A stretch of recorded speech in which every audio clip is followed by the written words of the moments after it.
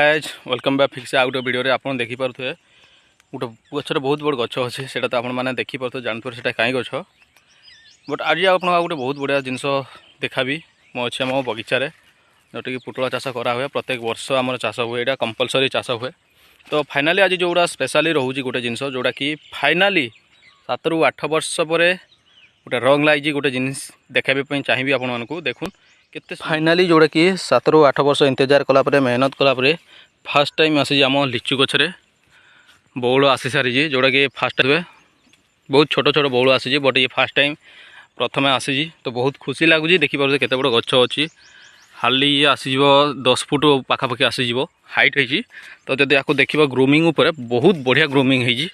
चारि तरफ अच्छी।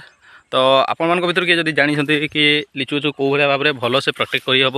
यार प्रोडक्शन अधिका बाहर तापर जब क्या नॉलेज अच्छी जरूर शेयर करेंगे कहीं लगी मत लिचु गच को बचाइबार अच्छी आउ जो मैंने भी